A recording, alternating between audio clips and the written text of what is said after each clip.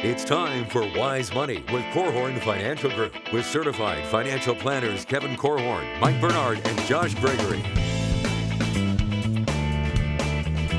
Welcome to another episode of the Wise Money Show with Korhorn Financial Group, where every week we're helping you take your next wise step in your financial life. Thanks for being here, friends. My name is Mike Bernard. I'm your host. I'm also one of the certified financial planners on the program. And with me in the KFG studios, my business partners and fellow CFPs, Kevin Korhorn and Josh Gregory.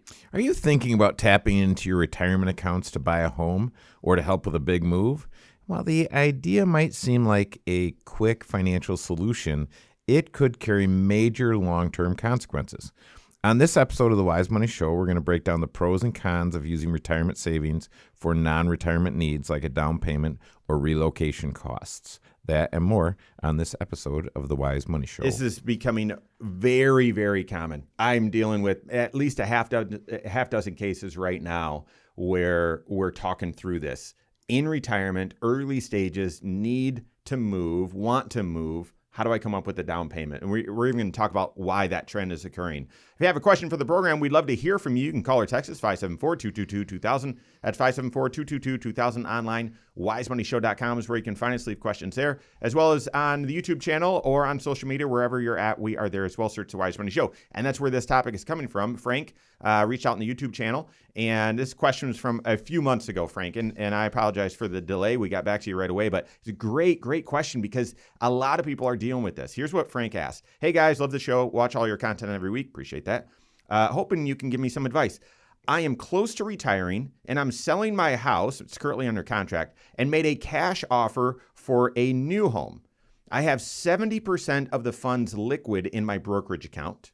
And while I'm hoping the timing works out on the sale of my home and purchase of this property, meaning that they happen sort of right at the same time and the cash proceeds from the sale will be available for the purchase, he says, I realize there's a risk.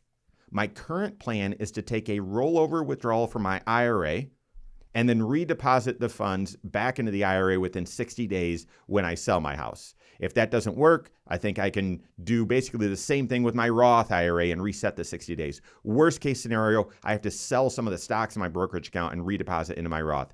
Am I correct on these rules? Does this make any sense? Any other guidance?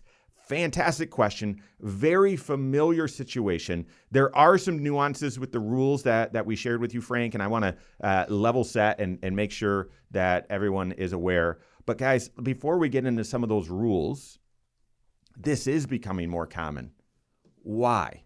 What are some of the reasons why a late stage move, either at retirement or right before or in retirement, is becoming more common? And why is it becoming more common to draw funds from retirement accounts as opposed to just, well, I've got my down payment here and then we'll get a mortgage? Boy, that's a good question. And I don't know the answer necessarily, but tell me if you've observed this, guys. It used to be that a lot of people would talk about the home that they're raising their family in. They complete their whole career during their working years in this home. And then when they get to retirement, they talk about downsizing. Maybe they need less house. But I don't know about you, but the trend that I've observed is that downsized house is more expensive than the one that they raised their family in. Yep. Right. And so it's not a situation where they're selling the house using some of the proceeds to buy their retirement home. It's more common that I'm selling the house and then I'm putting more cash on top of that to buy the retirement home. Mm-hmm. And I don't have any kind of evidence or data to talk about that. It's more of just sort of my sense, or just I have the stories rolling in my mind of clients that is the story problem that they're trying to solve. Mm-hmm. I'm wondering if you guys have seen the same thing. Oh, I've seen the same thing. I've also seen, this is where I thought you were going first, is I've also seen more and more people saying, hey, we need help, figuring out we're gonna move later in life. And that aligns with some national statistics. The average home buyer right now, and that average median, okay, age 56. That's the oldest on record for the median or average age at which someone's moving. A couple of years ago, and I like to be specific, 3 years ago, that was 45. Whoa. A couple decades ago, it was in the early 30s. 31 was the average. And that's just home buyers, not first-time home buyers, Correct. obviously. First-time home buyers also record high, average 38 years old. And so to me, Josh, this goes to, I think it goes to the downsize with a bigger price tag, but also affordability is stretched right now. Yeah. And one index that I saw, the home price index, people are saying this is the most unaffordable houses have ever been in the United States. I can't speculate on that, but it certainly seems stretched, and therefore it does seem like you need to be more mature in your finances, have made more progress in your finances in order to move, and couple all of this with it still in many areas and most areas being a seller's market.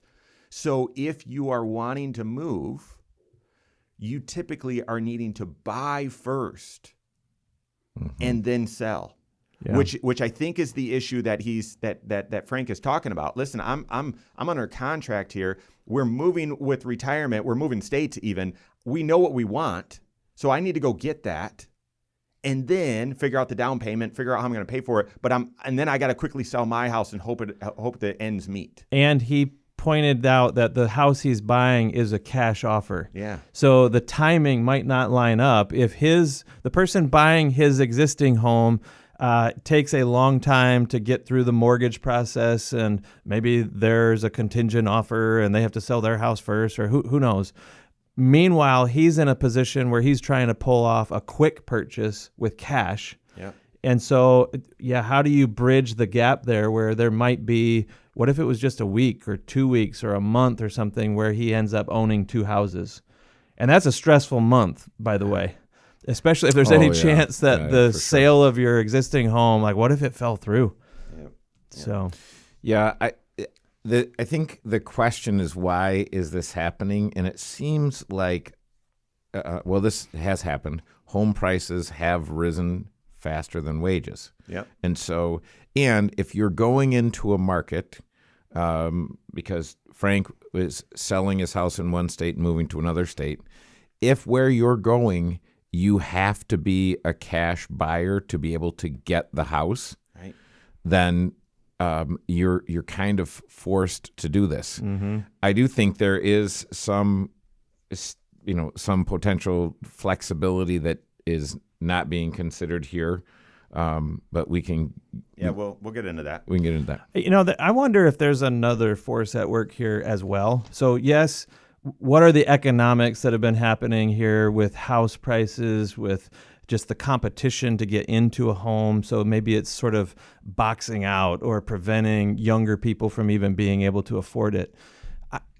I wonder, though, and I don't know if that's the cause or the effect, but there's also this trend that, I don't remember if it was Jordan Peterson or who this smart fellow was that was observing how, as a society, a lot of the normal progressions of adulthood have been shifted backwards or shifted to later stages. So, people are taking longer to get really established in their career, which maybe causes them to not be ready to get married quite as young, which means that kids don't come around quite as early as they once did, which means the need for the first house or the readiness for the first house takes longer, and then the upgraded house and so on. Like, if all of those things were shifted back a few years, which the statistics say they are. Yeah. In fact, I'll throw this out at you. If the average first-time marriage for men, it's 30.6 years. For women, it's 28.7 years. Okay. It makes sense that first-time home buyers then are a few years after that. It's now 38, right? So the chain of events that sort of lead up to buying your first house, if it's all been shifted backwards, then maybe it makes sense that even that upgraded house or that additional house is happening even later than before. If you really want the answer why the first-time home buyer has been shifted back from, it was 29, I think, in 1981, and now it's 38. Yeah. I'm going to go out on a limb and say the root cause of that is student loans. Oh, wow. and the easy accessibility of student loans and student loan debt. So then when I graduate, I've got on average 50 grand. There's macroeconomic issues at play here. Lots of things are factoring into, and it's just like Josh said where he started. There's no way of knowing, but there's a lot of contributing factors.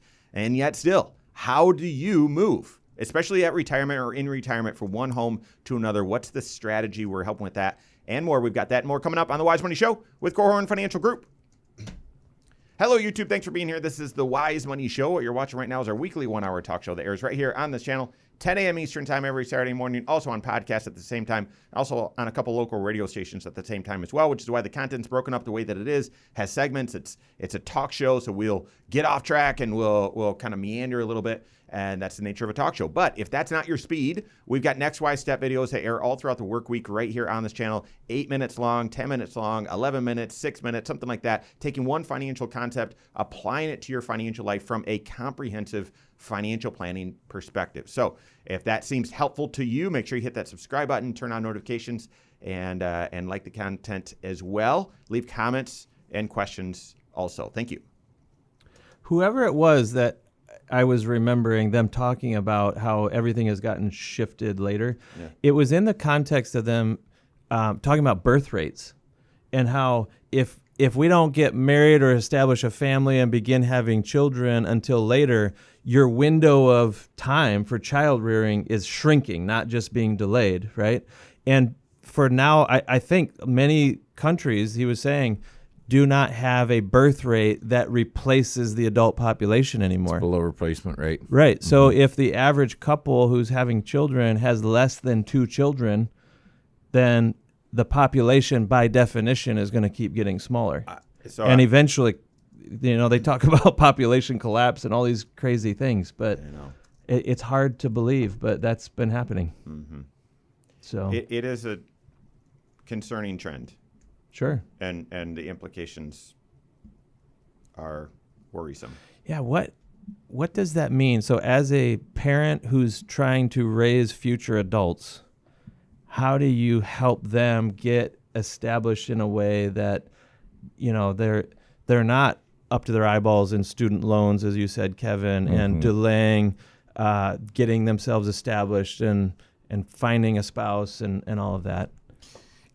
Well, here's the thing. It's different. It's different now. I was at the company party and the interns were helping and they all drove out to the party and I saw the cars that they were driving.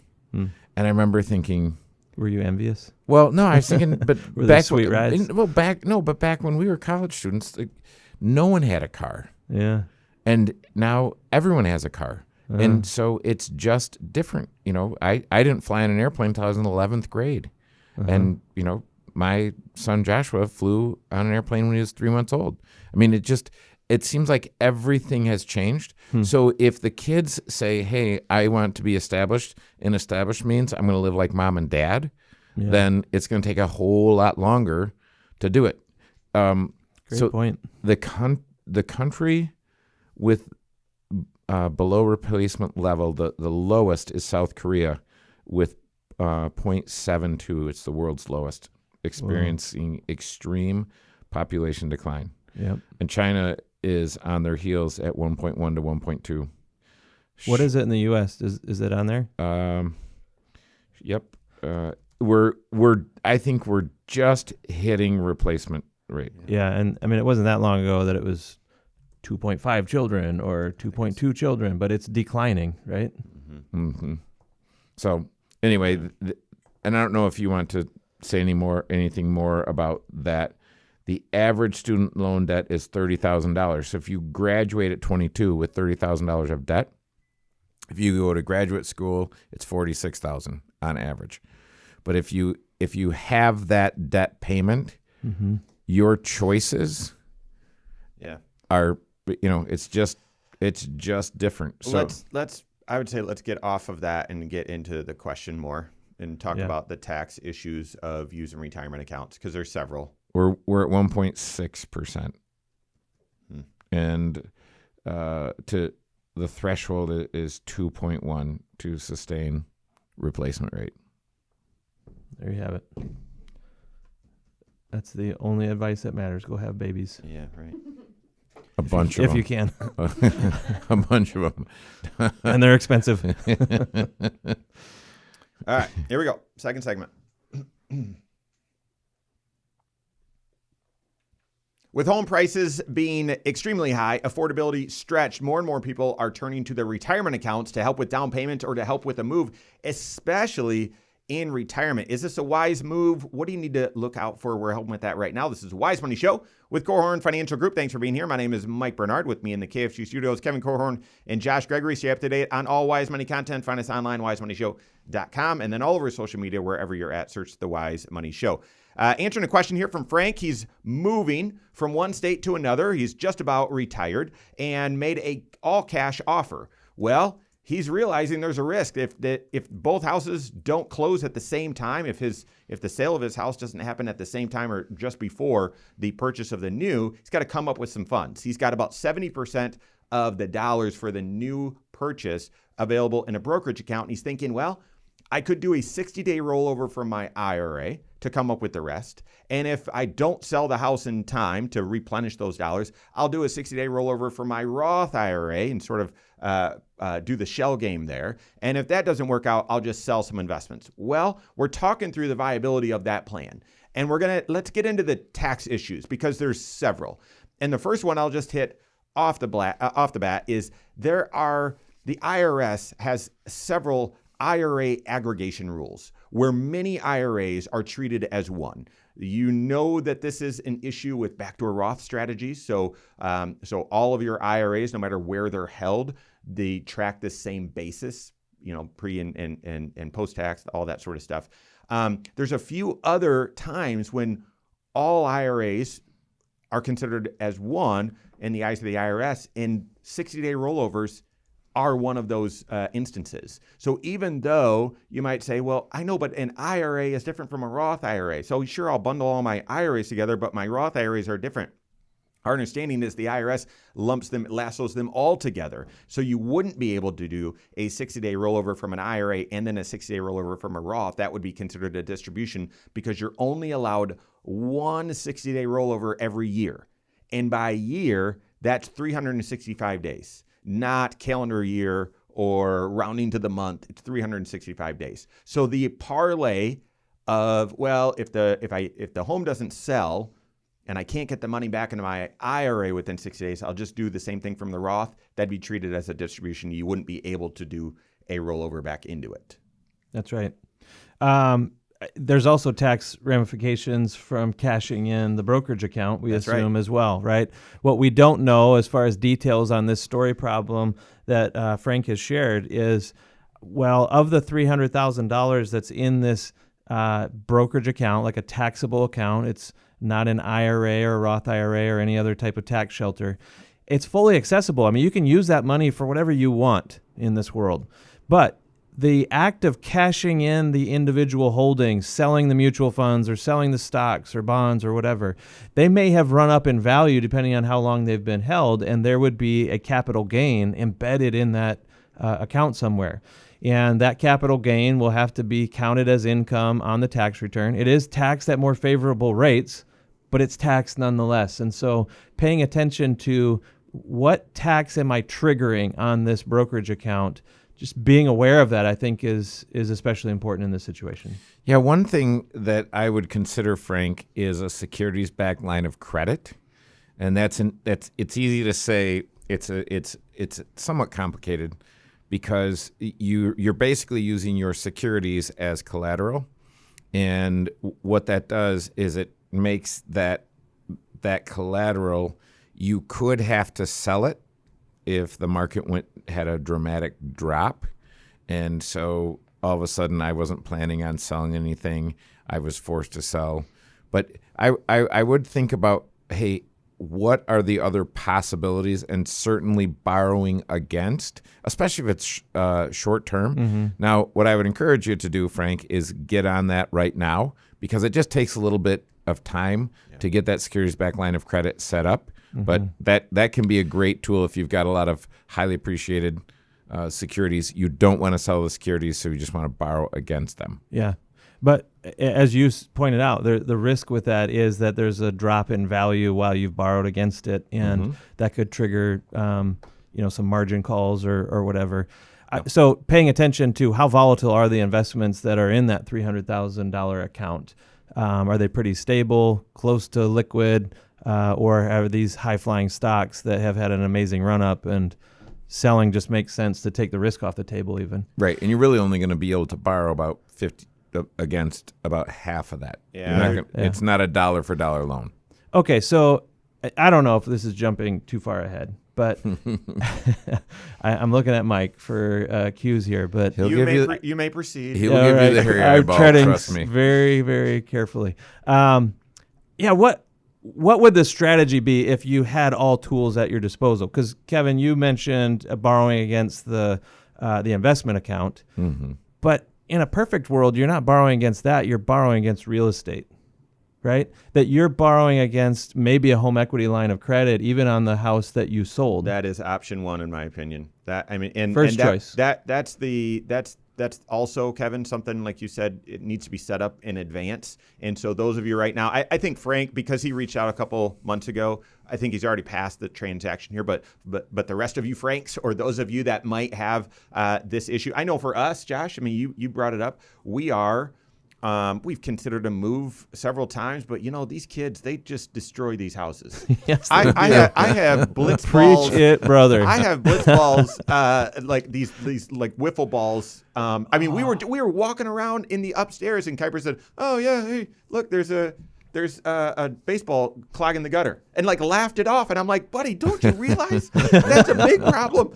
And so they just destroy these homes. And so my guess is we're going to get the kids into college and whatnot, and then consider a move. Maybe have to light the thing on fire on the way out. Yeah. Well, no, I mean, that's the crazy thing. You're going to downsize, and it'll cost twice as much as the home you're selling. Yeah, correct. And so that's where the home equity line of credit, if you don't have anything else, is not going to get it done if you're cash buying. Here's the thing. Usually a home equity line of credit solves the problem for everybody, right?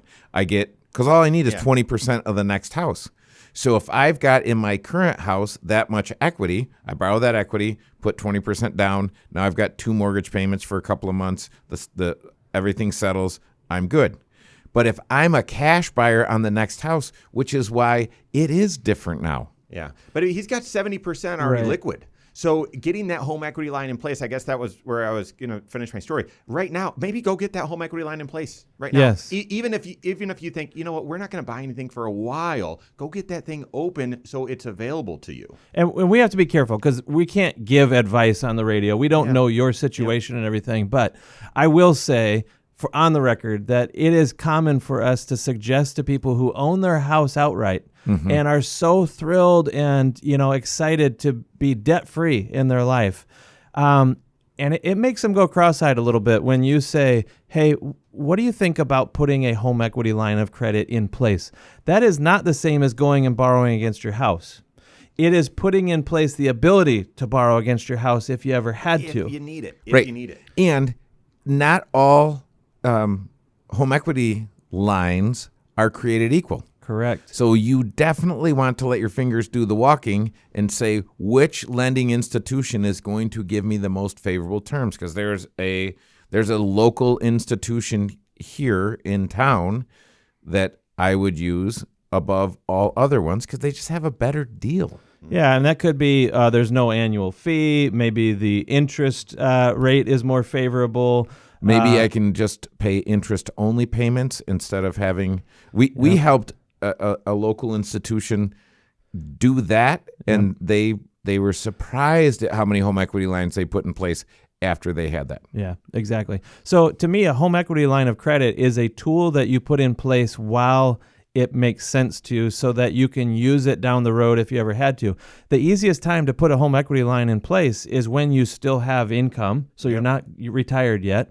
It's going to last. Often they say, okay, this thing's going to last for 10 years. And then after that, you have to either turn any balances into an ongoing payment stream, or we got to refinance and start over, whatever. But pay attention to how long this thing can last. But in this case, it could serve as an amazing bridge for Frank as he's basically taking the equity out of his house to put into the new house.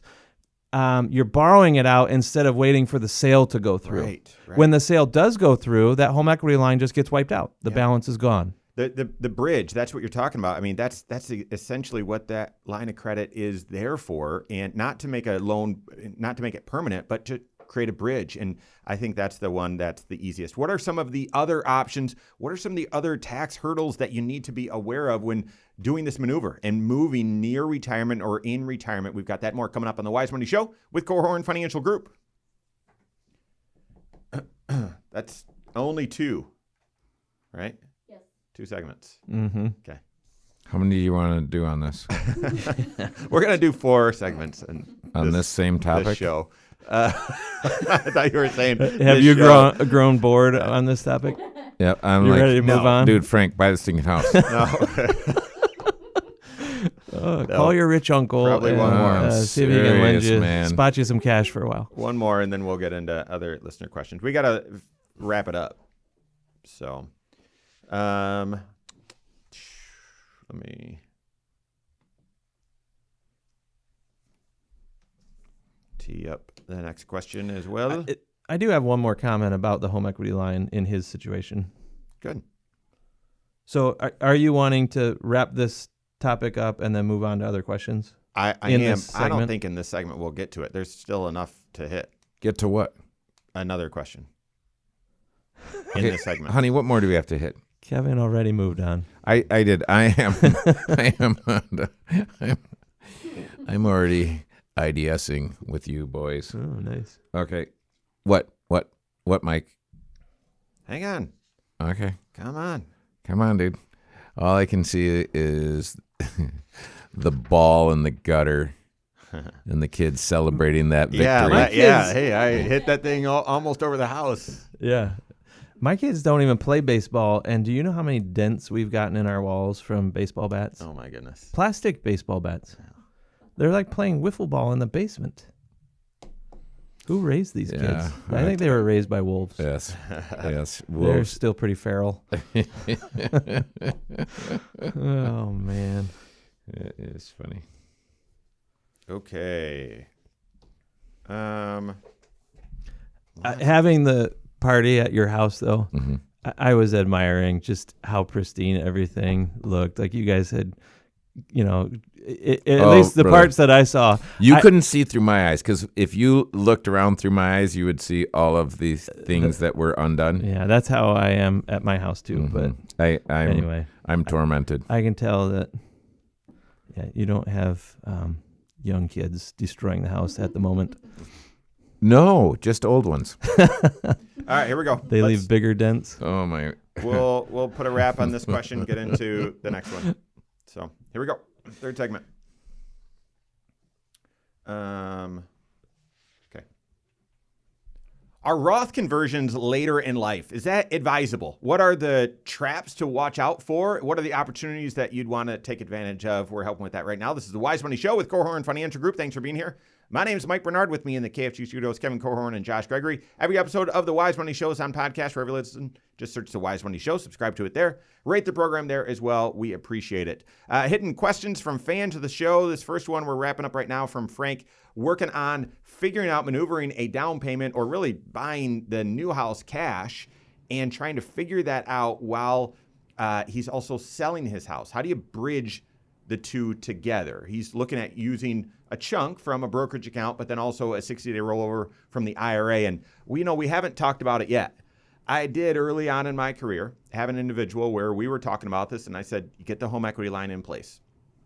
And it took too long. I'm not going to name the institution, but people just really dislike this institution as a bank. And this guy, and I'm not trying to poke anyone in the eye, but I don't know what in the world happened. He was on top of it. They were not. And it came time for the closing, and this home equity line of credit should have taken a couple weeks to get done. And it took, it was nowhere near being done. So did the 60-day rollover route.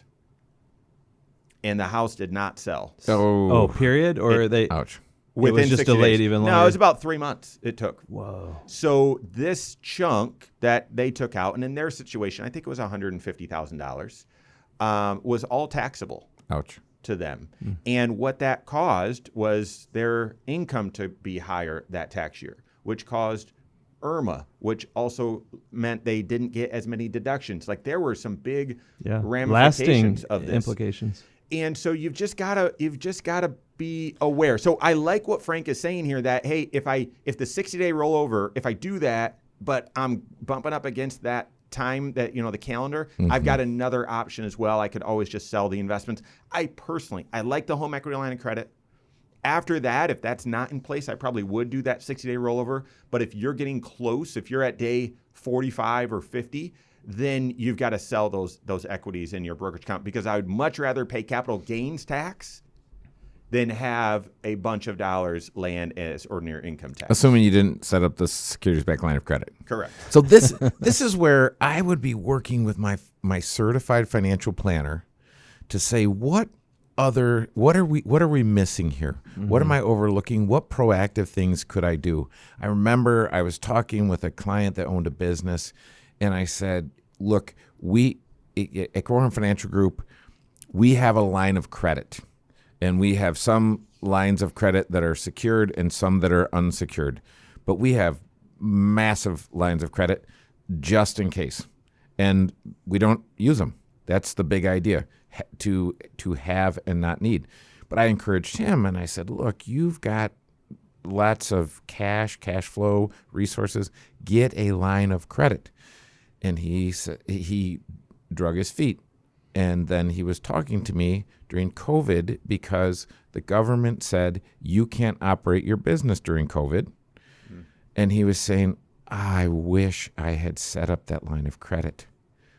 And the good news was things bounced back fairly quickly, and he was able to get some PPP money, and there's a bunch of things that happened that were extremely unusual. But this is where I'd say have and not need instead of need and not have. Yeah. And mostly because just even if you don't need it now, you might in the future. And that's part of the reason that you go to a certified financial planner and have them involved in your life. Sometimes they have a longer view of things than what you might, just because they've lived through some stuff vicariously through other clients. They've seen the scenarios where that home equity line becomes so important. Right. And just a couple of pro tips, because it was actually this past week when I was renewing our corporate line of credit and my personal unsecured line of credit, and that actually costs money. The banks charge you to do that. So if you're working with a lending institution, get that renewal to be spread out as far as possible. Get off of the 1-year renewal cycle, because that is awful. If Frank's listening, he's probably frustrated right now because he's quit listening. We've taken his situation 15 minutes ago. You quit listening a long time ago. Huh? We're turning this situation into almost a sales pitch for a home equity line of credit. But let me give you two more reasons. Securities-backed line of credit. Okay, that too. In Frank's situation, if he had a home equity line of credit in place and maybe he could borrow half of the purchase on the new house or 2/3 of it or something, whatever amount he could borrow that allows him to not have to cash in everything out of that brokerage account, that could put him in a really strong tax planning situation. Because instead of just going in and saying all $300,000, it's all getting sold and whatever tax gains are built in there, I'm just going to take it on the chin and get clobbered in 1 year. What if, even if he could select 10 or 15% of that account that he doesn't have to sell? You could be very selective on leaving the highly appreciated things and letting that tax fall in a different year or continue to be deferred. He could find some investments in there that maybe are down and try to do some offsetting of gains and losses there. The point is that you have more options when you have a home equity line of credit in place, even though you're borrowing money very temporarily, and some people are very opposed to it. I'll give you another scenario. This is a question from Frank about selling a house and buying another house. Maybe a more common one that you might run into is buying a car in retirement. And the question often comes up, hey, we need to buy a new vehicle. We're thinking we're going to spend 50 grand or whatever on this car. Where should we take the money from? And if it's someone who has to pull money out of an IRA, like Frank is kind of alluding to here, maybe using a home equity line of credit or some other borrowing vehicle to allow you to borrow the money, get the car today, and then draw off of your IRAs maybe over 2 calendar years instead of 1, so that the taxation gets spread out. Maybe you keep yourself in a lower tax bracket. You avoid some of that IRMA that you were talking about in your scenario, Mike. Yep. All of that becomes an option when you put tools in place proactively that you don't need today, but you might need down the road. Planning is so often about choice and making sure that you've got options, Yes. and you have margin, you have flexibility, and and yes, we went really deep and long and in this topic, but this is more and more of a trend. And so odds are, happening a lot, yeah. you are going to need to wrestle with this even if it's not on your doorstep right now. So get proactive, get options in place, work with your certified financial planner. Shifting over to the next question from fan of the show, Tom. Oh boy, this one is funny, actually. Listen in the car with my mom on a 6-hour road trip, so we passed the time. Thank you. And so love it. Okay, so I'm not trying to connect these two dots, but he says, I had a Roth conversion question and an inherited IRA question. If a person is within a year of their life, can they convert all of their pre-tax to a Roth, since there would be no issues with IRMA in 2 years if they're right at the end of their life? I hope you're not referring to mom. Yeah, right. And if you are, gosh, I'm super sorry, and hope she's not. She didn't see the question that you just asked. But so let's level set here before we get in to answer the question.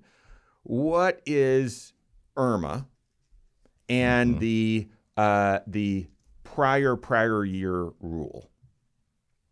Well, IRMA is not the girl that Josh used to date in high school. IRMA is income related. That was Andrea. Yeah. Okay. I knew it was close.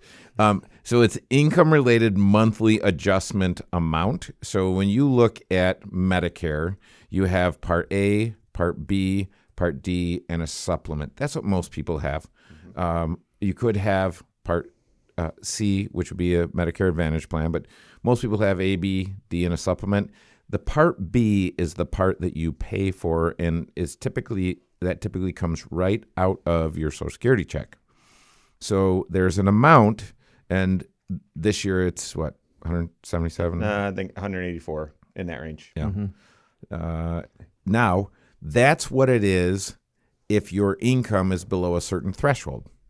If your income is above a certain threshold, the income-related monthly adjustment amount, you will pay more for your Part B. So for getting the same thing, it's the same insurance, but you have to pay a surcharge. You have to pay extra. And that could mean that you're paying double. Maybe you're paying a little bit more. Maybe you're paying double. Maybe you're paying triple of what the normal Part B rate would be. There's also IRMA on your Part D, but it's based on the drug plan that you choose, and therefore that amount varies. You want to avoid IRMA. When does it apply? We've got that more coming up on the Wise Money Show with Korhorn Financial Group.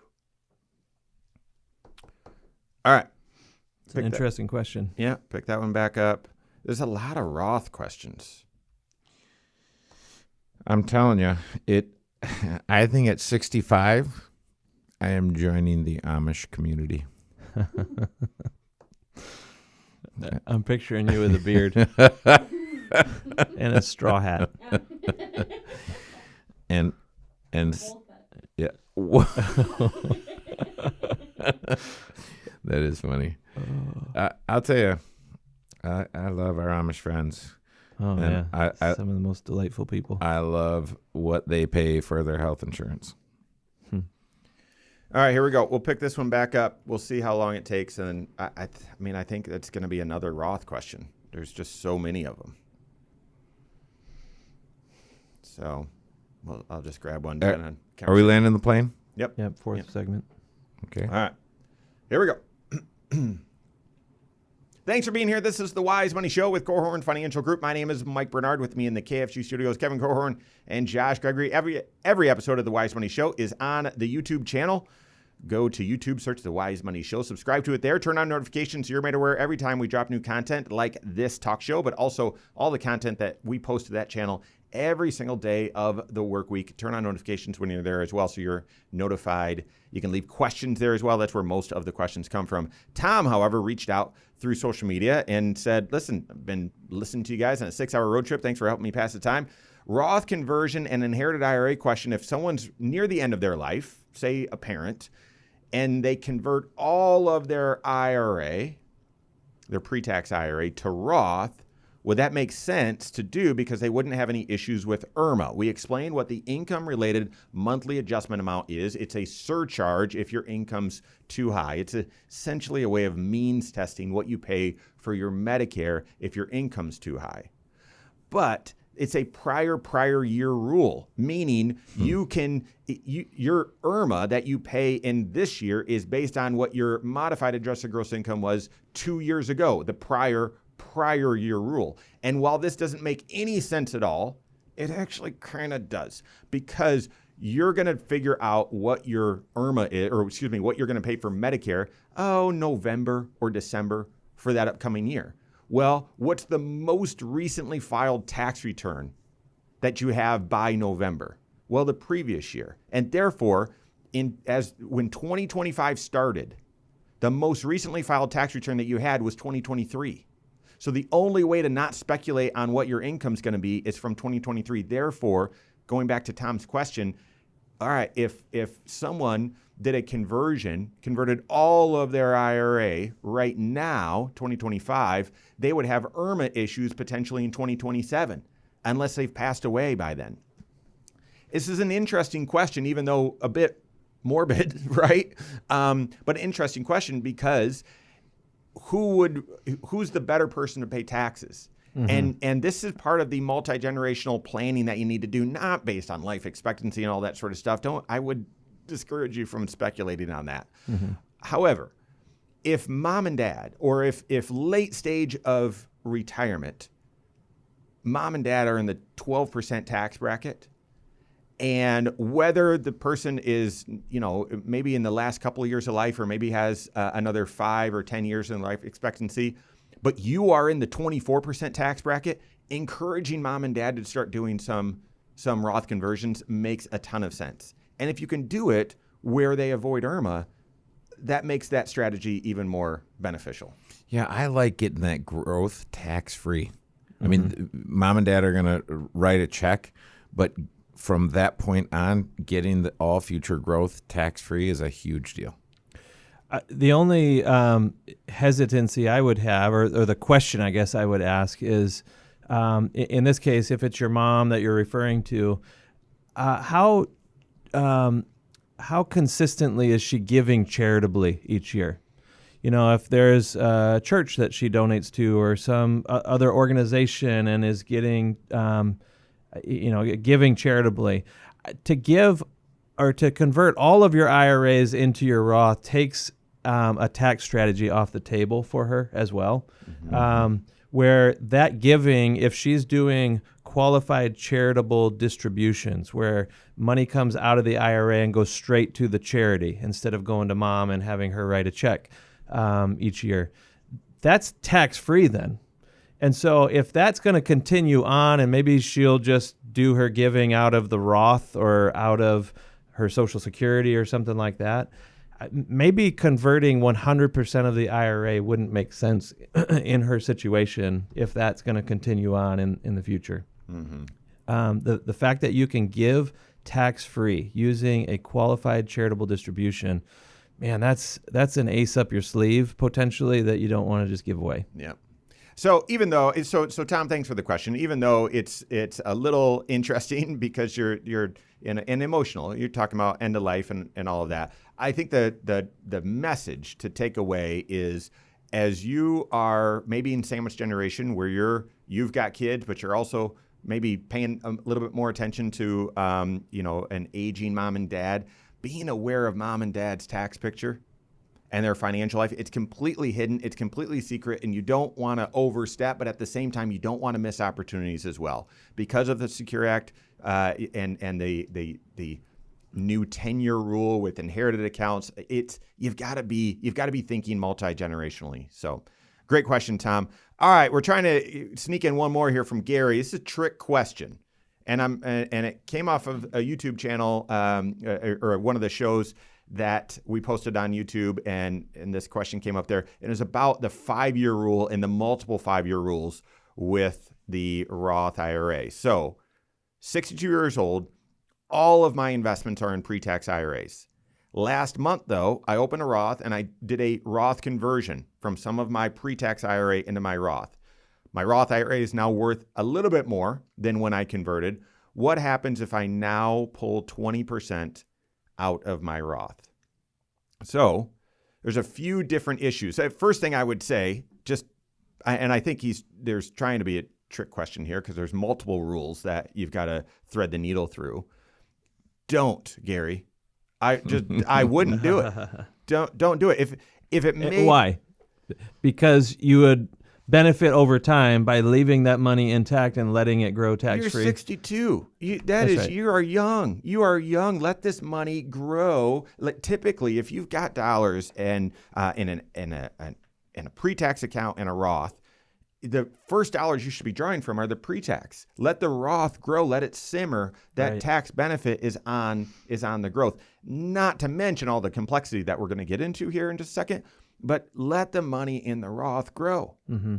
The power from the Roth IRA comes over time. The longer you let it grow, if it's growing tax-free, it's pretty powerful. Yeah. So there's one issue here that is not top of mind to me, and I'd want to double check it here, and maybe you guys could speak to it. But the first issue is the 5-year rule with an IRA. So Gary has not met that first rule. With a Roth IRA? With a Roth IRA, yep. Has not met that first rule. So if you're listening right now and you're realizing, Gary's kind of in a pickle here, get out of that pickle yourself. Open up that Roth IRA and contribute to it and start that 5-year clock so that you're all set. It's what we just talked about, right? Talk to your CFP about what proactive things should I be doing in my financial life. Sure, yeah. And then the second 5-year rule is on Roth conversions. Mm-hmm. And where each Roth conversion needs to stay for 5 years in order for the growth to be tax-free and not penalized, by the way. And then if you're under age 59 and a half, then the same thing would apply to that penalty could apply to the amount that you converted. Because Gary's over 59 and a half, there wouldn't be a penalty on the amount that he took out, but it would be taxable. The growth would be taxable. If there is any growth, right? I mean, didn't he say? He said it's a little bit. Just happened? Oh, okay. A little bit. The question that I'm not sure, guys, and had we researched this ahead of time, I would have. But last in, first out. Like, if he's only withdrawing 20%, is it deemed to be that he's withdrawing some of the growth, or is he withdrawing the basis? That'd be something you'd want to research. I don't have that right in front of me, and I'm not. Yeah. Right, because so if you contribute to a Roth IRA instead of convert, your contributions are accessible to you even before you're over age 59 and a half. And you can get access to it tax-free because it's already tax money. So why would it not apply then on the conversion side as well, that you could access that money first? Yeah. So I would assume that I don't know as if well. there's a designation that you have to make like on the tax return or anything, but yeah. That's definitely something that you're going to want to specifically talk through with your certified financial planner, because like we said at the beginning, I would not do that. Yeah. I love the Roth. Josh, Kevin teased me about it. I love the Roth because, just like we saw with the recent tax laws.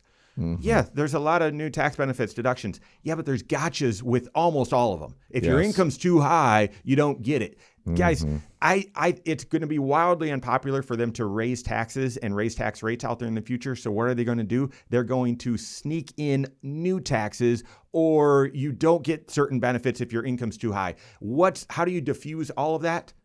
The Roth. How do you get to determine whether that makes sense? Planning. Right. Proactively planning, working with your certified financial planner, and that's where you're going to want to lean in on this question and see how it applies to you. So thank you, Frank, for the question, and everyone else looking at the move in retirement or near retirement. That's all the time we have for today. On behalf of Josh Gregory, Kevin Korhorn, all of us at KFG, have a great weekend. We'll see you next Saturday for the Wise Money Show with Korhorn Financial Group. Securities offered through Silver Oak Securities, member FINRA/SIPC. Advisory services offered through KFG Wealth Management LLC. Doing business as Korhorn Financial Group. KFG Wealth Management LLC and Silver Oak Securities Incorporated companies are unaffiliated.